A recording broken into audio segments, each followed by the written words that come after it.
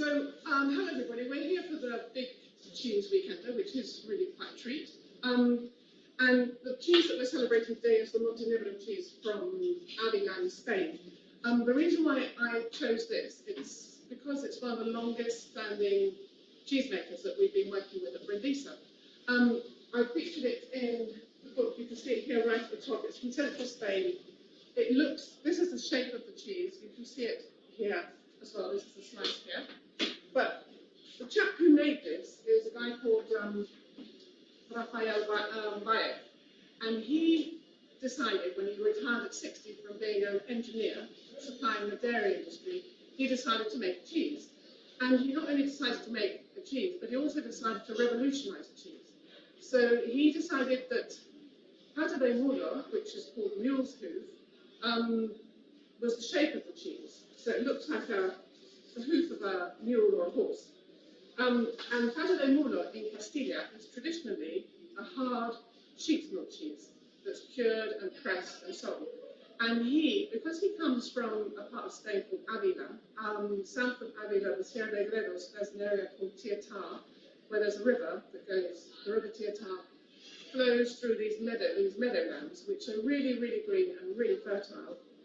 And they have goats, predominantly they have goats there. So he decided, instead of following the traditional recipe of sheep's milk cheese that's pressed and cured, which is the pata de mulo of Castilla, he decided to use his local milk, which was goats. He decided to do a lactic recipe instead of an enzymatic recipe. But he used the old-fashioned pata de mulo shape. So this is what made this cheese kind of a revolutionary cheese, and also to decide to do such a thing in your 60s is also quite brave.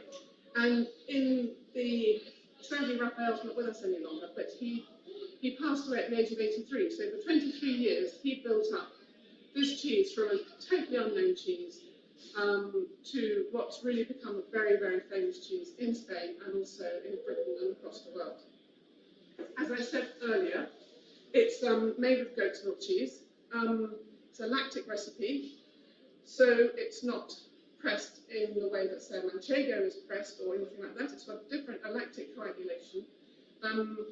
Once the curds are set, then the cheesemakers will spoon the curds into the mould. The mould will actually look, it's a log-shaped mould, and the cheese will then go in there, and it'll go into the rooms, the curing rooms, where there's penicillin roqueforti in the curing rooms, and that will create the rind that we all recognise, this mould-ripened rind that a lot of people know.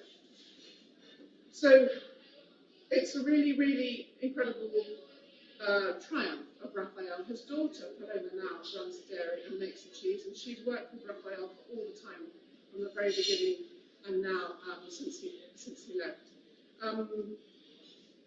One of the things that Raphael always said, and when I visited the dairy quite a few times, he always said that women cheesemakers for this particular kind of lactic method always had a very gentle touch. So whenever I went into the dairy, it was kind of like walking into a sort of cloud-like atmosphere where all the cheesemakers were almost like angels or something. They moved very quietly around the place. They handled the curds with such gentleness, and they created this really, really wonderful cheese.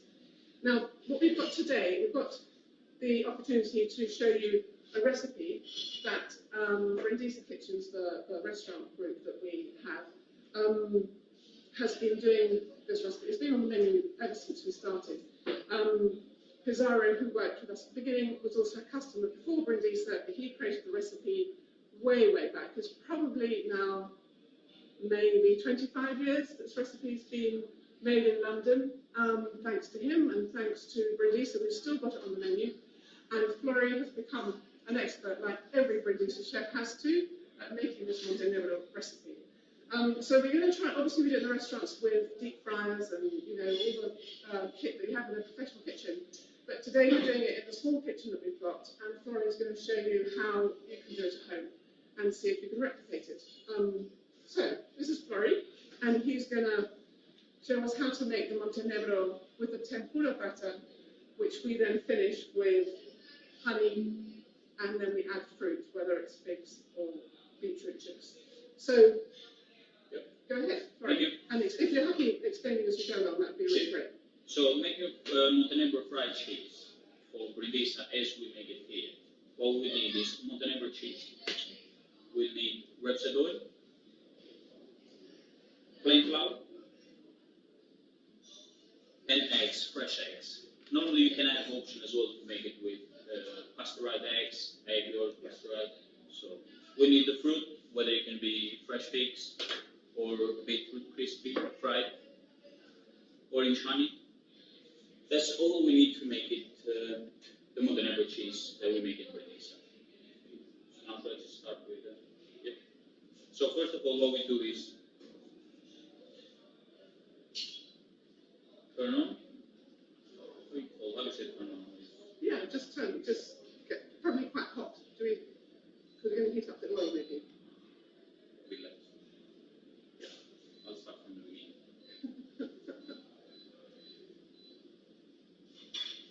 I don't know how many dishes of this we sell in the restaurants, but we almost have a kind of demonstrations from customers. When it's not on the menu, they do get particularly unhappy. But obviously it's an artisan cheese, so you can't promise to have it every day of the year in the same quantity, so we have to manage that a little bit.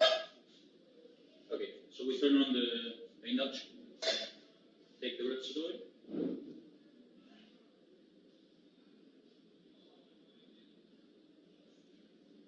Quite deep, because this is, you might not be used to cooking as deep as this at home. So we just need to put the right amount of oil, so it just covers the Monte Enebro cheese. And which oil are you using, Harry? Rapeseed oil. Rapeseed oil, yeah. It's much lighter in flavour, then it doesn't contaminate doesn't get too mixed up with the cheese flavours. Then we just take eggs that we have to break them and whisk them.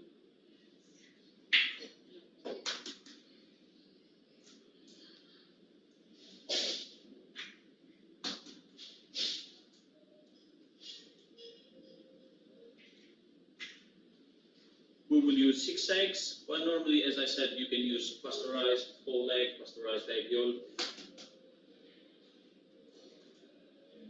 How many slices are you providing for here, reckon? For in here, exactly for 5 portions. For 5 portions, yeah. So I hope you've got a big family.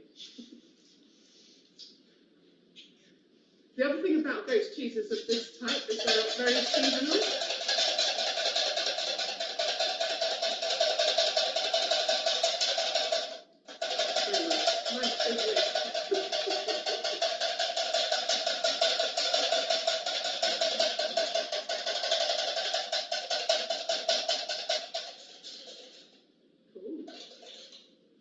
Just whisk the eggs.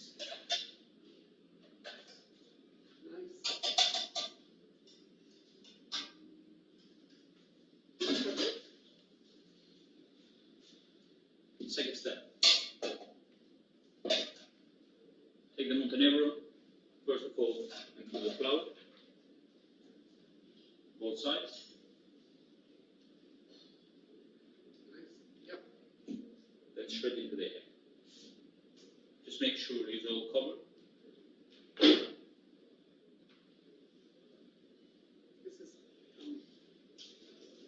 And then just straight again in the flour.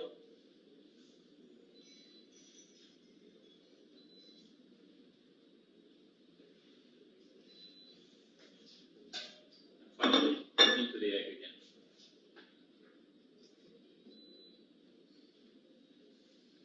So, I'm not very good at inductions. Right. Should be working.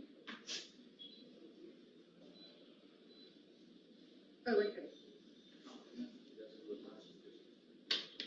Okay. So, you're going to have to wait for the oil to heat up. But just going back to the cheese while we wait for the oil to heat up. It is, goat's cheese generally is quite seasonal in terms of its production. I mean, in Monte Enebro they do manage, because they work with lots of goats farmers, who then schedule their kidding, or when the little goats are born and when they come into milk. So that most of the year they have production of milk, but the most abundant time is in the spring, when we have a fantastic supply of very, very, very, very rich cheese that the goats will have fed on very rich new grass with lots of herbs and so on. So it'll be a very aromatic, almost citrusy milk that will come through into the cheese. Okay, here we go. We just had to change the pan because the one we had before, the connection between induction and the pan, it wasn't that right. So we just had to change it so we can get the full temperature. So first of all, how we try if the oil is too hot is exactly the temperature that we need. Take a piece of bread and just throw it in the oil. So as we can see, it's ready.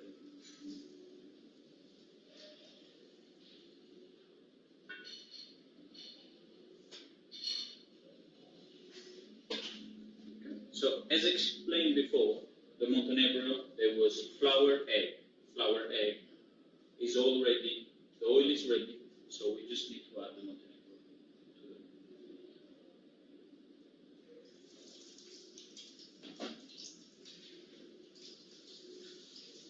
Nice.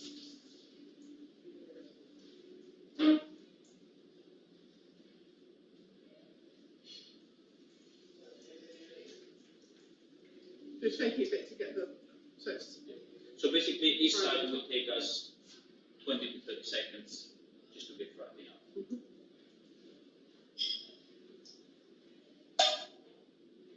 And then we just have to turn the other way. right. Just to have that golden color in there. So.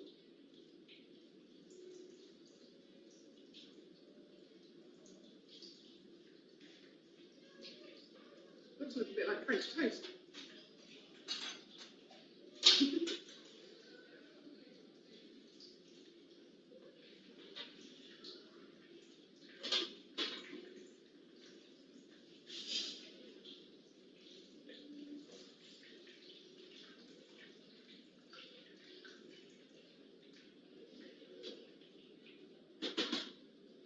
We just put the Monte Enebro is all cooked, all ready.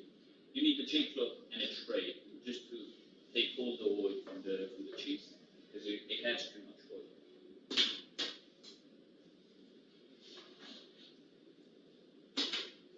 So we just pass it on the plate. Yeah. So we have figs, fresh figs. Is up to you. You can either choose fresh figs or beetroot crisp.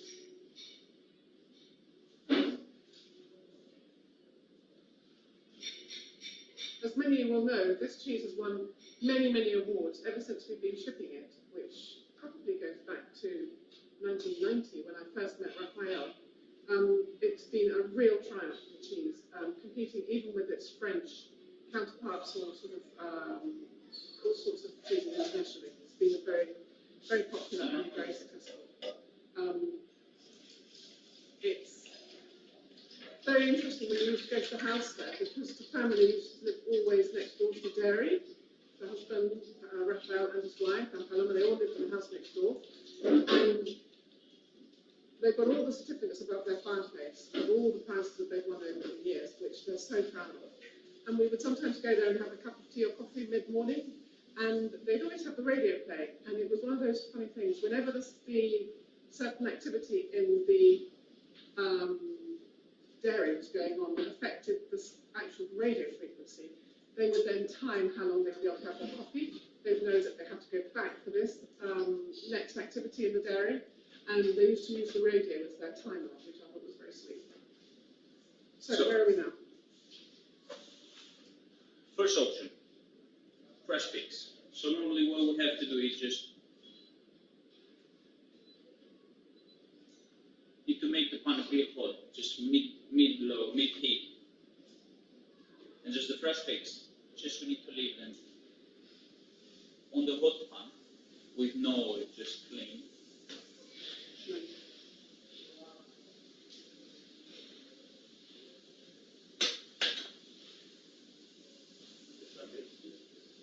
These are black figs, aren't they? Cordiadama figs, which are the season at the moment, which is October. So this is the best time to be trying to get hold of black figs from Spain. So the accompaniment will always rely a little bit on what the season is.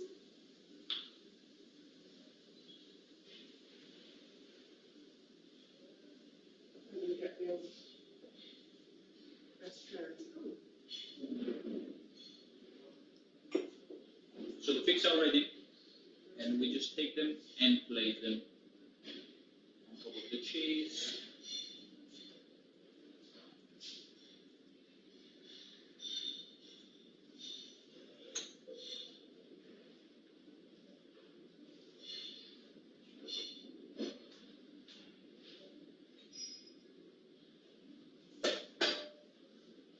Great. And then we can use our orange blossom honey. On top of that,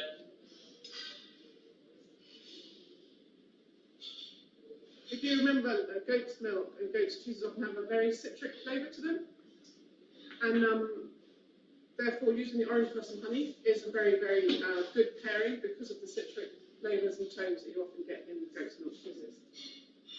And if you haven't got figs in season, you can fry some beetroot chips. If you want to, that's what we often do when we can't get hold of figs.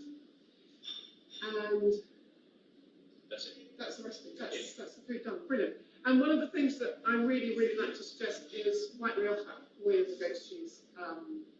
Whether it's a recipe or just goat's cheese straight up. White rioja is really good because it's a robust wine that really sits with the goat's cheese extremely well. So, what Rafael used to say about this cheese, because he was so proud of it, was, I used to quitarse el sombrero, which is, I take my hat off to my good cheese. Which was really nice. He was a very proud man, a very, very funny guy. And we've enjoyed selling his cheese for, how long is it? 33 years? 30 something years? And you've been cooking it here for 14. So, that's it.